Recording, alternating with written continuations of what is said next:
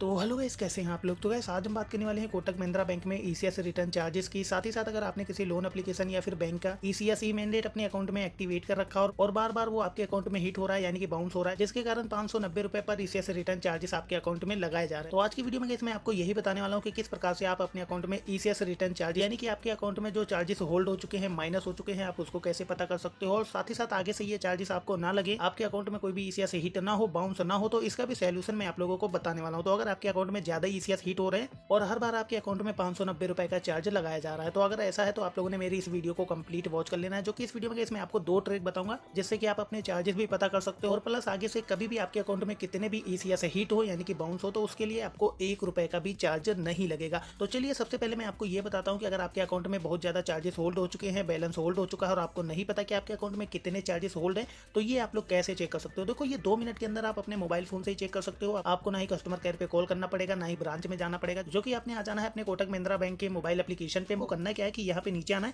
नीचे आने के बाद यहाँ पे आपने इसको साइड में स्क्रॉल करना है। जो कि साइड में स्क्रॉल करने के यहाँ पे आपको एक ऑप्शन मिलेगा सर्विस रिक्वेस्ट का, तो आपने सर्विस रिक्वेस्ट पे क्लिक करना। उसके बाद यहाँ पे आपके सामने काफी सारे ऑप्शन आ जाएंगे। तो आपको करना क्या है कि ये जो स्टेटमेंट का ऑप्शन आ रहा है ना, यहाँ पे देख सकते हो स्टेटमेंट का ऑप्शन आ रहा है। देन आपने स्टेटमेंट में क्लिक कर देना। आप जैसे स्टेटमेंट में क्लिक करोगे उसके बाद आपके सामने इस प्रकार के ऑप्शन आ जाएंगे। यहाँ पे देखो कि आपको 2 ऑप्शन दिए जा रहे हैं, एक तो अकाउंट और दूसरा यहाँ पे क्रेडिट कार्ड। तो आपको करना क्या है कि जो अकाउंट वाला ऑप्शन आ रहा है इस पे क्लिक करना और इस पे क्लिक करने के बाद यहाँ पे ये जो ऊपर वाला ऑप्शन आ रहा है ना, सिंपली इस पे क्लिक कर देना। उसके बाद यहाँ पे गाइस आपकी मंथली वाइज से पीडीएफ शो हो जाएंगे। जैसा कि यहाँ पे देख सकते हो कि मेरी यहाँ पे 1 महीने की पीडीएफ शो कर रही है। तो आप जिस भी महीने का चार्ज चेक करना चाहते हो ना, वो यहाँ पे पीडीएफ आती रहेंगे। जैसा कि मेरे अकाउंट में अभी 1 ही महीने की पीडीएफ शो कर रही है, लेकिन अगर आपका अकाउंट पुराना होगा तो आपके अकाउंट में यहाँ पे सभी स्टेटमेंट आ जाएगी मंथली वाइज से। ठीक है, तो आपको जिस भी महीने का चार्ज चेक करना है या फिर आप टोटल चार्जेस चेक करना चाहते हो कि यानी कि टोटल कितने चार्जेस आपके अकाउंट में होल्ड है, तो आपको करना क्या है कि जो लास्ट वाली स्टेटमेंट है ना, सिंपली व्यू पीडीएफ पे क्लिक करना और अपनी इस पीडीएफ को सिंपली ओपन कर लेना। ठीक है, यहीं से ओपन कर लेना या फिर आप लोग इसको डाउनलोड भी कर सकते हो। जो कि आप लोग जैसे इसको ओपन करोगे उसके बाद आपके सामने ये पीडीएफ ओपन हो जाएगी।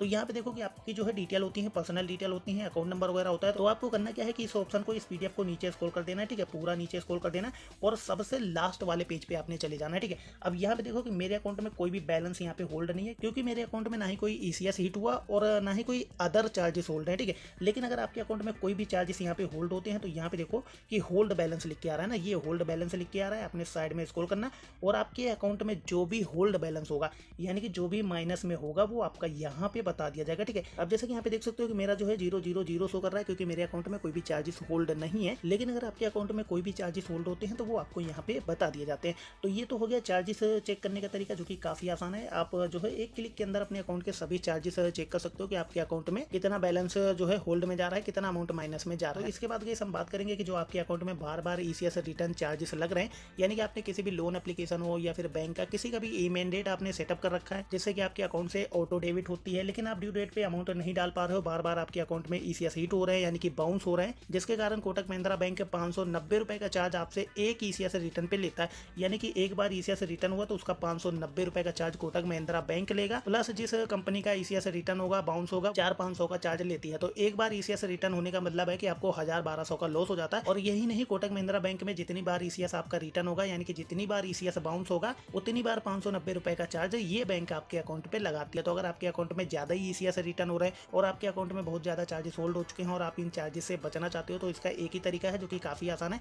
आपको करना क्या है कि इसी एप्लीकेशन पे आना है। इसी एप्लीकेशन पे आने के बाद दोबारा से सर्विस रिक्वेस्ट का जो ऑप्शन आ रहा है इस पे क्लिक करना है। उसके बाद फिर से आपके सामने इसी प्रकार के ऑप्शन आ जाएंगे। जो कि यहाँ पे आपको करना क्या है कि यहाँ पे देख सकते हो अकाउंट सर्विस रिक्वेस्ट का ऑप्शन आ रहा है। ये ऑप्शन आ रहा है ना अकाउंट सर्विस रिक्वेस्ट का, तो आपने इस पे क्लिक करना और उसके बाद आपके सामने इस प्रकार के ऑप्शन आ जाएंगे। तो यहाँ पे आपको करना क्या होता है कि आपको ई मैंडेट ईसीएस को कैंसिल करना होता है, यानी कि आपने जिस भी लोन कंपनी या फिर जिस भी बैंक का किसी का भी ईसीएस लगा रखा है, जिससे कि आपका जो ईएमआई है वो ऑटोमेटिक आपके बैंक से कट जाता है, लेकिन आपके अकाउंट में बैलेंस ना होने के कारण काफी बार वो ईसीएस बाउंस भी हो जाता है, जिसके कारण आपको 590 रुपए का चार्ज देना पड़ता है। तो यहाँ पे देखो कि आपको एक ऑप्शन मिलता है। आप जैसे इस ऑप्शन पे आएंगे ना, तो यहाँ पे आपको एक ऑप्शन मिलेगा जो कि यहाँ पे देख सकते हो नेच कैंसिलेशन का। ठीक है, अगर आपको दिख रहा हो क्लियर, तो यहाँ पे देखो कि नेच कैंसिलेशन का ऑप्शन आ रहा है। तो आपको करना क्या है कि इस वाले ऑप्शन पे क्लिक करना और उसके बाद आपके सामने इस प्रकार का ऑप्शन आ जाएगा, जो कि यहाँ पे आपका अकाउंट नंबर वगैरह बताया जाएगा और आप नीचे आएंगे। नीचे आने के बाद गैस यहाँ पे आपने जिस भी लोन कंपनी का ईसीएस एक्टिवेट कर रखा होगा उसका ऑप्शन यहाँ पे आ जाएगा। आप जैसे कि देख सकते हो कि मेरे इस अकाउंट में एक ईसीएस एक्टिवेट है, जो कि ये अमेजॉन पे लेटर का है, जिसका अमाउंट मेरे बैंक से ऑटो डेबिट हो जाता है उसकी ड्यू डेट पे। अगर आपको इस ईसीएस को कैंसिल करना है तो देखो आपको इसको सेलेक्ट करना है और देन सबमिट पे क्लिक करना है। सबमिट पे क्लिक करने के बाद यहाँ पे आपका जो है अकाउंट नंबर वगैरह आ जाएगा, यहाँ पे कस्टमर का नेम आ जाएगा और इसका जो है URM नंबर आ जाएगा और उसके बाद यहाँ कंपनी का नाम और यहाँ पे अमाउंट वगैरह आ जाएगा। तो देन आपको कंफर्म पे क्लिक करना होता है। तो आपका जो ECS है यानी कि 5 से 10 मिनट के अंदर इस ECS को कैंसिल कर दिया जाता है। इसके बाद अगर ये लोन कंपनी कितने भी ECS आपके अकाउंट में हिट करती है, कितने भी ECS भेजती है, अगर आपने ECS को कैंसिल कर दिया तो आपके अकाउंट से ना ही ऑटोमेटिक EMI कटेगी और ना ही आपके अकाउंट में कोई भी बाउंसिंग चार्ज लगेगा। यानी कि अगर आप एक बार ECS को कैंसिल कर देते हो तो दोबारा तो उसको एक्टिवेट नहीं कर सकते हो, लेकिन ECS को कैंसिल करने के बाद आपके अकाउंट में कितने भी ECS हिट होते हैं, जिसे कहते हैं बाउंस होना ना, जो कि उसके बाद आपके अकाउंट में 1 रुपए का भी चार्ज नहीं लगेगा। जो कि अगर आप लोग इस ECS को कैंसिल नहीं करते हो और ऐसे में बार बार आपके अकाउंट में ECS हिट होते रहते हो तो पर ECS रिटर्न चार्जेस यानी कि पर बाउंसिंग चार्ज 590 रुपए कोटक महिंद्रा बैंक लगाता है। तो उससे बढ़िया कि भैया आप लोग जो है ECS को कैंसिल कर दो। ECS को कैंसिल करने के बाद अगर आपके अकाउंट में कोई भी ECS हिट होता है तो उसके लिए आपको कोई भी चार्ज नहीं देना होगा। लेकिन हाँ, जिसका भी ECS आप लोग कैंसिल कर रहे हो उसका जो भी EMI अमाउंट है उसके ड्यू डेट से 2-3 दिन पहले ही जाके उसके एप्लीकेशन से पे कर देना।